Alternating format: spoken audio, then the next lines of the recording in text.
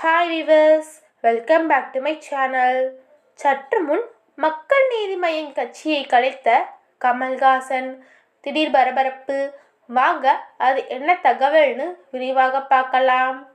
கூட்டணி தொடர்பாக கமல்ஹாசன் எடுத்த முடிவில் அதிர்ந்து இருக்கிறது மக்கள் நீதி மய்யம். கமலின் இந்த முடிவை எதிர்க்கட்சி தலைவர்கள் விமர்சித்து வருகின்றனர். நேரடியாகவே திமுகவுடன் கூட்டணி என்றில்லாமல் காங்கிரஸ் மூலம் சீட்டை பெற்றுவிடலாம் என்று நினைத்து விட்டார் கமல். இதனாலேயே ராகுலின் நடைபயணத்துக்கு கூட நேரடியாகவே டெல்லி சென்று வாழ்த்து சொன்னார்.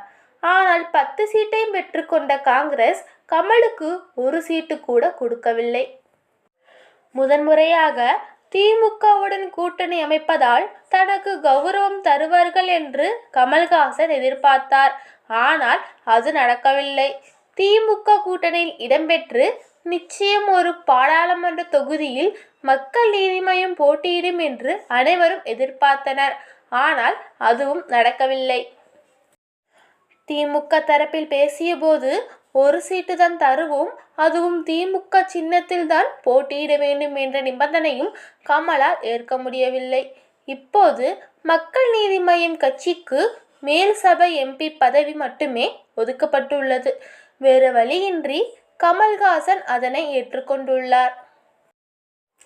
மேலும் அவர் கூறியபோது, தேசத்திற்காக நாமெல்லாம் ஒரே மேடையில் அமர வேண்டும். இது அவசர நிலை. மேலும் தமிழகம் மற்றும் தேசத்தின் நிலை காக்க எடுத்த முடிவு. எதிர்வாத சக்திகளுக்கு தற்போதைய சூழல் விடக்கூடாது எனவும் திமுகவுடன் கூட்டணி வைக்க முடிவு செய்துள்ளதாகவும், தேச நலம் என்று வரும்போது சிறு சிறு விஷயங்களை விட்டு கொடுக்க தயார் எனவும் கமல் விளக்கம் தந்திருக்கிறார். தற்போது கமல்ஹாசன் தன் கட்சியே இல்லை என்று அறிவிக்கப் போவதாகவும் தகவல் வெளியாகி பரபரப்பை ஏற்படுத்தியுள்ளது. ஓகே விவர்ஸ், இந்த வீடியோ பிடிச்சிருந்தா லைக் பண்ணுங்க, ஷேர் பண்ணுங்க, மறந்துடாம நம்ம சேனலை சப்ஸ்கிரைப் பண்ணிடுங்க. தேங்க்ஸ் ஃபார் வாட்சிங்.